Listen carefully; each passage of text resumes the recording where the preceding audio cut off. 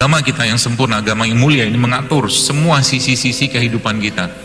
Kalaulah saja kita melaksanakan itu dengan baik, dengan benar, bagaimana tuntunan Nabi SAW, maka saya boleh katakan mustahil ada penyakit kronik di umat Islam itu. Mustahil. Kenapa saya katakan mustahil? Satu ayat saja kita pakai sudah cukup untuk memberantas satu penyakit atau mungkin penyakit-penyakit kronik yang sekarang merajalela luar biasa dan bahkan banyak tidak ketemu obatnya. Ya, kita tahu sekarang penyakit-penyakit seperti autoimun, ya, kanker, stroke, kencing manis segala macam. Yang dulu tuh hampir-hampir nggak ada penyakit kayak begitu. Tiba-tiba sekarang muncul.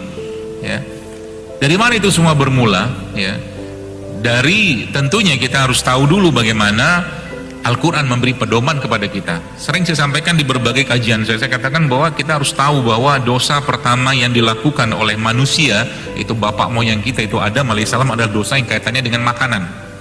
Karena Nabi Adam makan buah dari Syajaratul Khuld, kan gitu. Kan dosa pertamanya begitu.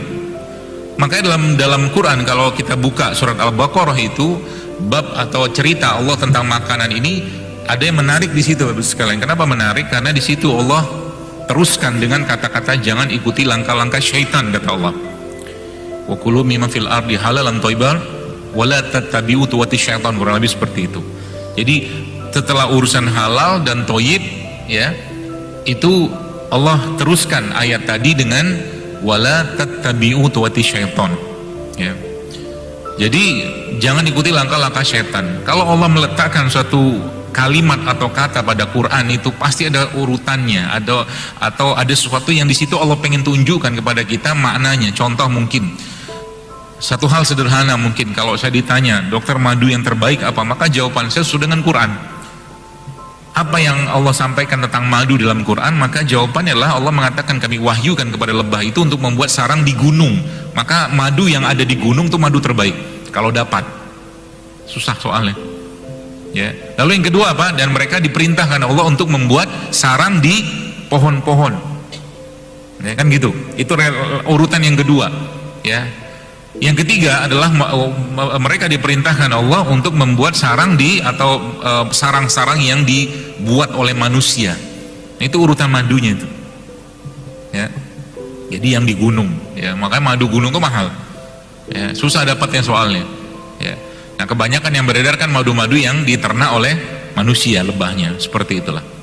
Nah, kembali ke itu tadi Bapak sekalian, kita tahu bahwa konsep kesehatan atau mungkin dalam Islam itu ya sebagaimana Ibnu Katsir menyebutkan yang sering kita baca juga dalam surat Al-A'raf, wa kulu washrabu wa la tusrifu. Ya. Nanti saya akan coba kawinkan ini kalimat-kalimat Allah ini sehingga kita dapat satu kesimpulan kenapa sekarang banyak orang penyakitan. Ya. Saya kemarin dapat cerita seorang teman, itu ada anak yang umur 7 tahun, 5 tahun apa 7 tahun, 2 anak sekaligus autoimun. Ya, masih muda sekali. Ya, ada juga yang macam-macam lah, kadang saya pernah dapatkan itu di bawah 1 tahun pun itu ada yang kena leukemia, sangat muda. Ya, seperti itu. Nah, itu terlalu panjang kalau kita bahas sekarang, tapi yang saya mau bahas sekarang adalah tentang bagaimana atau sesuai dengan tema kita saja. Ya, dan ini kalau kita dikerjakan atau kita kerjakan di sini sebagian besar ya, mungkin bapak-bapak ada yang berusia 20 tahun, 30 tahun, 40 tahun seterusnya lah. Ini menjadi bab penting sebenarnya kalau kita mau disiplin dengan itu. Ya, jadi setan itu ya, tadi kan dalam Quran sudah jelaskan bahwa urusan makanan itu halal thayyib kan gitu. Dan yang ketiga itu kalau disebutkan dalam ayat tadi Ibnu Katsir mengatakan bahwa 50% atau setengah dari ilmu kedokteran ada pada ayat ini, kata Ibnu Katsir, itu apa? Makan dan minumlah, silakan, tapi jangan berlebihan. Seorang jurnalis di Amerika, saya pernah baca bukunya judul Food Rules, dia katakan bahwa ini orang mungkin sudah pusing kali ya ngelihat begitu luar biasanya fitnah dalam urusan makanan zaman sekarang. Bahkan sekarang kita bisa makan daging tanpa berasal dari hewan. Mereka bisa bikin daging sintetik yang mereka katakan masa depan makanan zaman ke depan gitu ya, seperti itu. Jadi Michael Pollan ini menyebutkan dalam Food Rules itu ya, ada 20 ditulis itu karena mungkin sudah luar biasanya fitnah dalam urusan makanan sekarang sampai jurnalis ini menulis buku tentang bagaimana cara makan. Rules yang pertama yang dia buat di situ adalah, ketawa saya bacanya. Apa rulesnya? Dia katakan makanlah makanan. Kata dia begitu, makanlah makanan. Kenapa? Zaman sekarang banyak orang nggak lagi makan makanan fake food. Ya. Fake food itu ya makanan palsu. Gak bener-bener makan, dia cuman flavor, rasa, gulanya tinggi gitu loh. Nanti babnya masuk tadi halal, toyib tadi, dan seterusnya. Jangan ikuti langkah-langkah syaitan. Ya, makanya iblis setan itu menggoda kita. Jelas kita disuruh makan babi nggak mau. Satu hal, disuruh makan yang haram nggak mau kita. Tapi yang toyib belum tentu kita bisa bertahan, gitu loh. Toyib katakanlah dia sudah selesai babnya, dia nggak makan yang toyib ya, atau nggak makan, bukan nggak makan yang nggak toyib, yang tidak baik, maka masuk bab yang ketiga atau tema yang ketiga itu berlebihan. Maka orang yang satu hari makan kurma sekilo pasti kena diabetes juga kalau rutin ya, karena kurma kita tahu toyib bagus, tidak masalah, tapi berlebihan, nah ini dia masalahnya.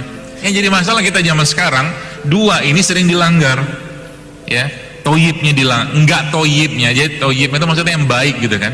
Nah di situ si Michael Pollan itu menyebutkan ya, salah satu kaidahnya dia bilang apa? Jangan makan makanan, kata dia, yang Anda tidak bisa mendapatkan sumber mentahnya di alam. Ada begitu. Ada beberapa rules ya, saya nggak ingat semua. Ya, saya baca buku senyum-senyum aja. Ya. Makan makanan, makanlah makanan gitu kan, karena banyak zaman sekarang, dan istilah fake food ini sudah dikenal sejak zaman dulu ya, sudah dikenal sejak zaman dulu ya. Makanya fake food, kemudian screen jadilah fake human, kebanyakan screen ya. Kemudian juga lawannya apa, real food, nature, jadilah real human ya. Zaman sekarang ternyata semua data-data pun kalau kita buka itu menunjukkan memang kecenderungannya seperti itu gitu loh ya. Jadi banyak cintanya palsu gitu kan, sayangnya palsu, rindunya palsu. Kenapa? Karena kebanyakan makanan palsu.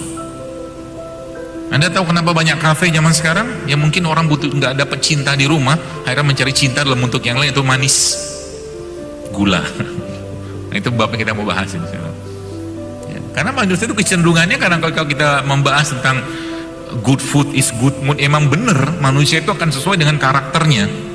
Saya tadi malam ngaipol dengan seorang teman yang dia dakwah ke tempat-tempat yang sangat terpencil ya, suku-suku pedalaman itu. Saya geleng-geleng kepala, dia bilang, dokter mau lihat itu nggak, apa namanya, asam padeh kepala beru. Beru monyet itu dibikin asam padeh. Itu di sana tak ada, dia bilang. Tidak perlu, terima kasih. Ya. Dan karakter mereka itu memang sesuai dengan apa yang mereka makan. Ya, makanya memang dalam Islam kita dilarang makan yang haram, makan yang buruk segala macam, karena memang akan berefek ke karakternya kita. Ya, apalagi dia sudah nggak baik, berlebihan. Halal sih oke lah, kita insya Allah jaga halal. Ya, tapi ketika nggak toyib, nggak baik dia dan berlebihan, pasti ngefek ke perilaku. Pasti ngefek ke perilaku. Dan kemudian kalau bicaranya pada ranah ibu-ibu yang sedang hamil, itu pasti masuk di situ ya, gennya itu tadi ya. Jadi ketika ibunya waktu dia lagi hamil, katakanlah ya, seorang anak dalam kandungan ibunya tuh suka banget makan yang nggak bener ya, nggak baik, nggak sehat, itu anaknya pasti akan ngikut nanti, gen itu akan tercetak di anaknya itu ya. Sehingga beberapa data tuh kadang saya lagi-lagi geleng-geleng kepala juga. Saya pernah buka satu data, jadi ternyata contoh nih, kita bicara tentang laki-laki ya, laki-laki yang kita tahu hormon laki-laki itu namanya testosteron ya. Ternyata dalam sebuah data disebutkan kadar testosteron laki-laki yang usianya 30 tahun di tahun kita ini sekarang ini, itu sama dengan laki-laki yang berusia 60 tahun di tahun 80. Kebayang ya. Kenapa bisa begitu? Jarang kena matahari, jarang berinteraksi dengan alam. Saya kadang-kadang mikir emang lagi eranya perempuan kali. Zaman lalu kan ada Mitsubishi Kuda, Kijang Jantan. Sekarang kan Alia, Xenia, nah gitu. Semuanya nama perempuan gitu. Ya, seperti itulah. Jadi akhirnya terjadi masalah ketidakseimbangan dalam tubuh kita. Ya, masalah ini memang akan berefek, Bapak sekalian. Kalau mungkin sebelah di gedung ini mungkin ya, tentunya tidak ya, di gedung yang sudah sangat rapi seperti ini, listriknya naik turun gitu kan, pasti kalau naik turun, kalau katakanlah itu terjadi di rumah, pasti konslet tuh rumah atau alat-alat di rumah itu pasti konslet gitu lah. Nah tubuh kita itu juga sama ya, kalau sering naik turun jeglek gitu kan ya, kita sering mendengar ada istilah namanya adrenal fatigue. Adrenal fatigue itu lemas terus dia, pagi ngantuk, siang ngantuk, sore ngantuk, ini orang nggak ada fit-fitnya gitu loh ya. Nah itu analogi atau hal yang mau saya sampaikan di kesempatan kali ini mereka nggak jauh-jauh dari yang mungkin kita sering atau mungkin konsumsi setiap hari ya. Nah saya cerita begini biar gampang di analoginya. By the way itu tadi yang rumusnya gampang kalau mau naikin testosteron itu ya. Rumus yang pertama, puasa 24 jam tapi nggak makan, minum aja. Jadi kita sebutnya water fasting, nanti dia akan riset lagi tuh ya. Tapi jangan besoknya nyampah lagi, janganlah ya, water fasting atau mungkin 24 jam berpuasa ya. Atau mungkin beberapa ahli-ahli itu menyebutkan makan organ-organ yang sesuai dengan atau memproduksi testosteron. Ini kan mau kurban ini, udah tahu lah kan makan apa itu. Tapi kalau makannya masih tetap keliru, masih nggak benar, tetap aja ya orang udah defisit dia testosteron defisit. Jadi akhirnya apa kalau bicara tentang laki-laki, jadi nggak tampak laki-lakinya, nggak tampak laki-lakinya ya. Makanya guru saya itu pernah bilang nggak ada ceritanya laki-laki itu mukanya kinclong putih gitu kan kayak perempuan, nggak ada ceritanya, terbakar-bakar sekalian dibilang seperti itulah. Apalagi mohon maaf perawatan gitu ya. Makanya saya kadang-kadang mikir juga benar juga kali ya, makanya kebanyakan motor bebek sekarang. Zaman dulu kan motornya gagah, zaman saya mungkin zaman Anda tahun 90-an itu kan motornya GL Pro, GL Max zaman dulu pakai kopling gitu kan ya. Zaman sekarang kan kalau naik motor bebek tuh kayaknya berkurang wibawanya mungkin sih. Makanya kalau naik diposisikan supaya agak tegap sedikit ya. Percaya nggak percaya kalau Anda buka di internet ada namanya power pose itu tahu nggak apa?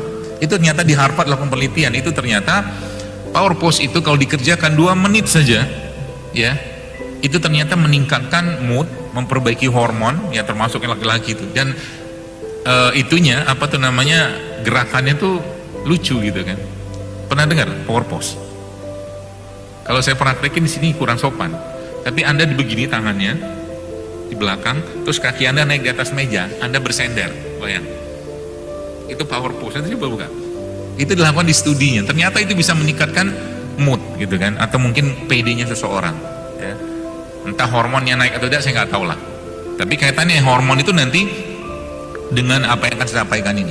Nah baik, terus sekalian kalau Anda yang pernah ke Jepang ya, di Jepang itu KRL-nya pagi-pagi itu setahu saya ada petugasnya ya. Petugas itu namanya petugas pengatur penumpang gitu aja bahasa kita lah, yang kerjanya ngapain, ngedorongin orang masuk ke dalam kereta. Betul? Yang pernah ke Jepang ya? Kalau saya belum pernah lihat ya, karena nggak pernah lihat kereta KRL Jepang, naiknya Shinkansen waktu itu gaya bener, enggak lah. Jadi memang nggak lihat waktu itu. Jadi si petugas ini ya, tugasnya memang masukin penumpang ke dalam, nah, dipaksa ya, tapi rapi, tetap rapi lah gitu kan. Lalu pertanyaannya kan begini, apakah petugas ini bisa letih? Ya pastilah, kalau yang masuknya gede-gede kan gitu, atau yang masuk ke dalam kereta tuh banyak banget, pasti dia capek ya petugas itu. Nah pertanyaannya simpelnya, bagaimana cara supaya petugas tidak capek kan gitu. Banyak caranya ya, nanti saya akan kasih tipsnya ya. Nah caranya gimana? Paling gampang matiin gardu listriknya supaya kereta nggak jalan ya kan. Paling gampang tuh, kereta nggak jalan semua, mati semua ya. Kalau dalam bahasa kitanya udah orangnya udah COVID, udah mati kan gitu ya. Atau yang kedua apa, si petugasnya disuruh nge-gym ya, disuruh nge-gym supaya ototnya kuat, jadi ngedorongnya masuk tuh penumpang ya. Atau yang ketiga apa, atau yang ketiga yang paling gampang, penumpangnya dikurangi gitu kan. Atau yang selanjutnya apa, jadwal keretanya dikurangin ya, jadwal keretanya dikurangin. Nah, ini penyakit, atau mungkin analogi ini saya pakai sekarang memang untuk menggambarkan sesuatu yang ada kaitannya dengan tubuh kita. Ya, kalau boleh saya katakan ini biang keroknya banyak penyakit di manusia zaman sekarang. Ya, nah petugas itu Bapak sekalian itu insulin sebenarnya, insulin, ya, hormon. Si pang itu adalah gula, glukosa. Nah, glukosa itu sejatinya dia harus masuk ke dalam sel. Dia nggak boleh lama-lama di darah. Sebagian ada di darah, tapi sebagian masuk ke sel. Kalau nggak kepake, ya. Makanya ketika orang kena misalkan diabetes atau kencing manis, itu kan yang diambil kan sel gula darahnya gitu kan, dicek. Nah, itu gula yang berlebihan yang harusnya itu masuk ke dalam sel, ya, jaringan organ, tapi nggak bisa masuk karena apa? Karena petugasnya sudah letih. Itu dia. Nah, petugas letih ini, ya, jadi kalau penumpangnya kebanyakan namanya hiperglikemi kan gitu, kebanyakan gula. Tapi kalau petugasnya yang letih, ini yang berat sebenarnya, ya. Apa beratnya? Karena kalau sudah petugasnya yang letih, maka otomatis tubuh akan mulai masuk ke satu fase yang disebut dengan insulin resisten. Insulin resisten itu apa? Mau berapapun penumpang datang, dia nggak bisa lagi masukin. Nah, itu obat-obat diabetes kencing manis zaman sekarang itu sudah mengarahnya ke sana. Kenapa?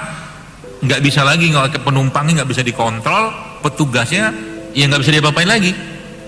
Ya, kecuali dia ibarat kata mau dipecut lagi sampai akhirnya dia benar-benar gagal, tidak bisa bekerja. Akhirnya apa? Biasanya endingnya ke gagal ginjal. Itu di dunia manusianya. Nah, makanya bab atau tema tentang gula ini sebenarnya, atau mungkin berkaitan dengan tadi insulin, gula tadi itu, kalau kita sudah mulai jeli sebenarnya itu gampang sekali ngobatin atau mungkin memperbaiki lah katakanlah kondisi itu Bapak sekalian, ya. Supaya apa? Supaya sistem ini bisa bekerja lagi dengan normal, ya. Contoh tadi, kalau Anda tadi sempat mendengar kalimat atau kata-kata saya, petugasnya disuruh nge-gym, ya, disuruh nge-gym. Itu sebenarnya dalam tubuh kita juga sama.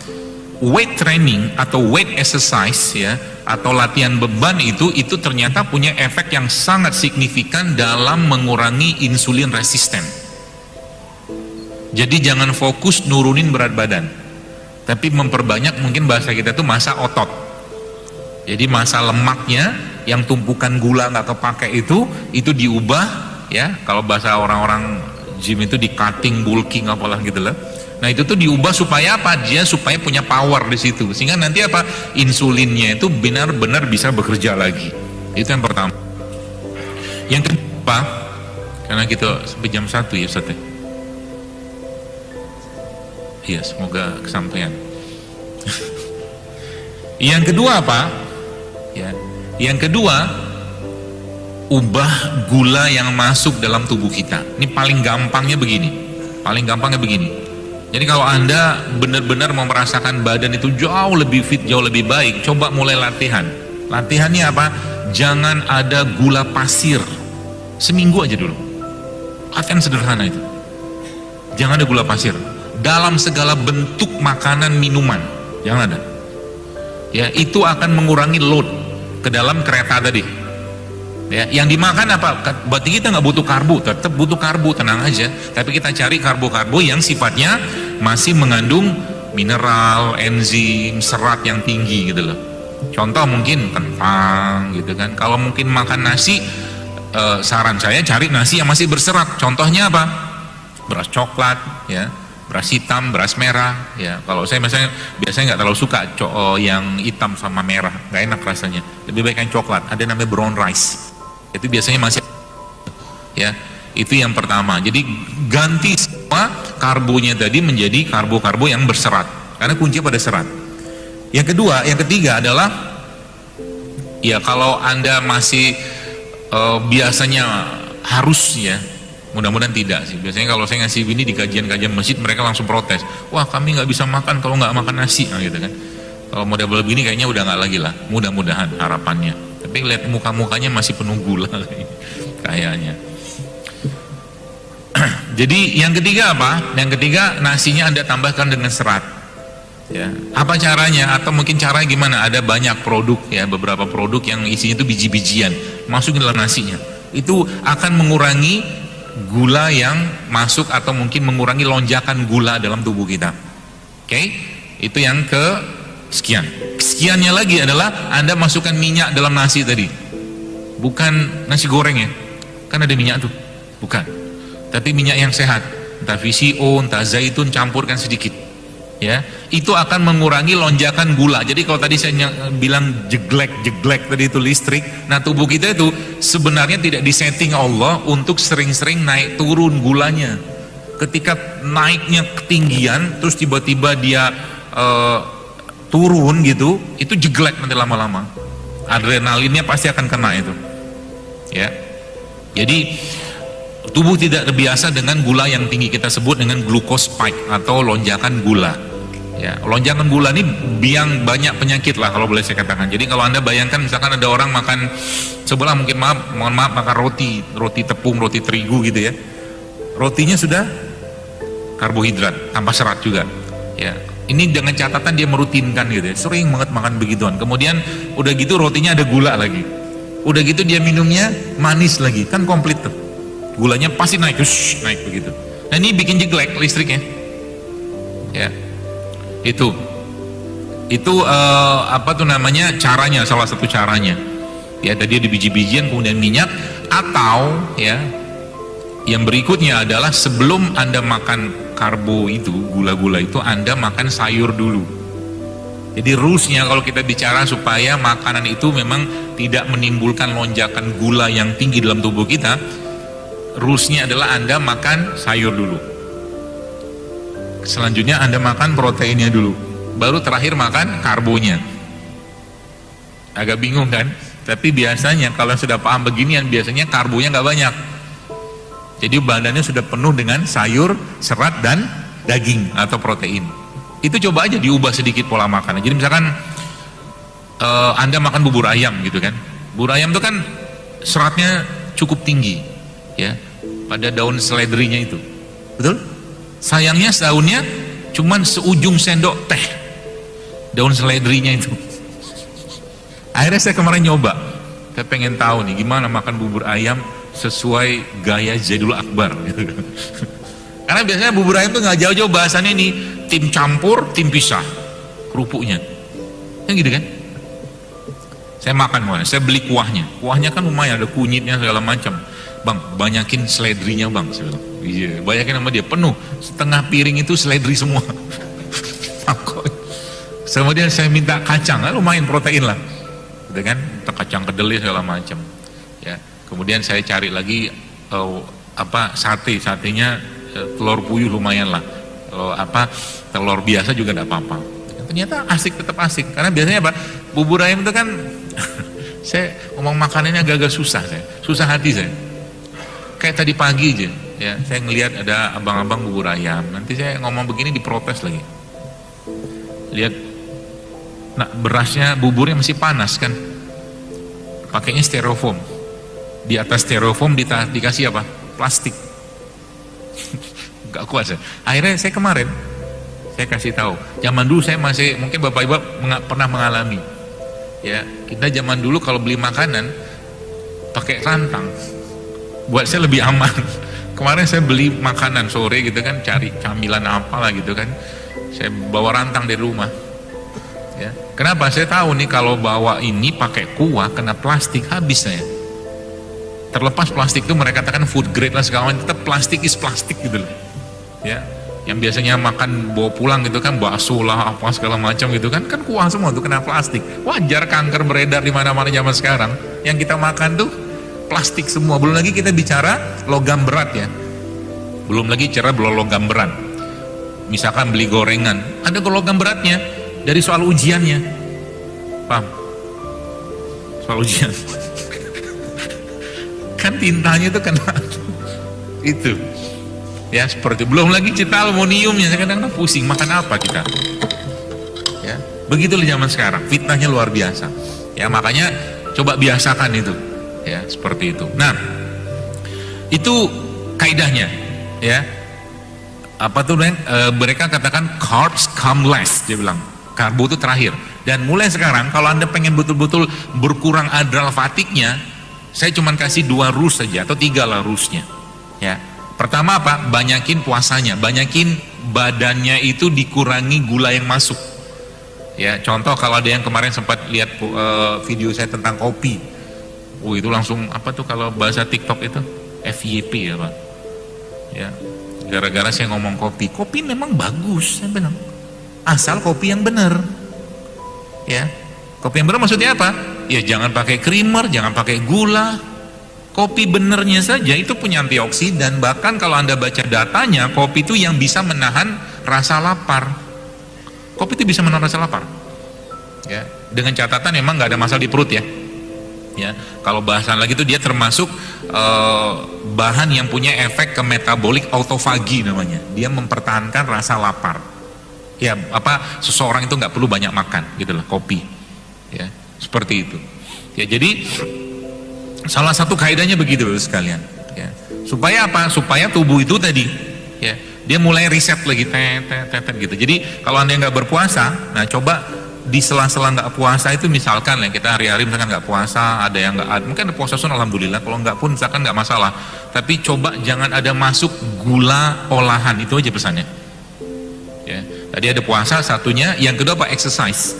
Saya pribadi kalau Anda tahu BMI ya, indeks massa tubuh ya, indeks massa tubuh itu kan hati-hati dengan indeks massa tubuh menurut saya. Kalau pakai indeks massa tubuh beneran, mungkin kita akan kurus banget, ya. Tapi lebih baik, boleh dipakai itu boleh. Tapi maksud saya lebih baik Anda fokusnya ke latihan-latihan yang sifatnya latihan beban, ya, yang bisa menguatkan massa otot. Ya, nggak usah pakai barbel juga bisa, pakai air galon juga bisa. Apa tuh namanya air botol mineral gitu. Yang 1,5 liter itu gini-gini udah pegel tuh, tapi gerakannya bener, ya, atau push up segala macam. Jadi latihannya fokusnya ke weight training, ya, sehingga badannya tuh dia otot itu punya massa gitu loh. Kalau massa ini dapat, ya maka insya Allah pelan-pelan si resistennya insulinnya akan diperbaiki sama dia, ya itu. Jadi puasa, exercise, sama satu lagi karbonya dikurangin. Ya, kalau Anda makan karbo, pastikan ada karbo yang sehat. Itu aja. Ya, dan itu kalau Anda kerjakan rutin aja, ada lama kok 3 bulan aja rutin, lihat aja tuh, badannya mulai stabil, balik lagi dia. Karena tubuh kita bisa ngeriset sendiri, Bro sekalian. Bisa ngeriset sendiri. Ya. Asal apa? Asal kita disiplin. Ya. Berarti nggak boleh makan yang aneh-aneh lagi yang biasa saya makan. Boleh aja 20% aja lah. Sisanya lebih banyak yang makanan asli yang kita makan. Jadi cheatingnya ada nggak masalah, ya. Nanti badan lebih fit, mood lebih baik, ya, vitalitas lebih dapat, gitu kan. Yang mungkin sakit-sakit sendi segala macam itu pelan-pelan dia akan diperbaiki sendiri sama tubuh kita.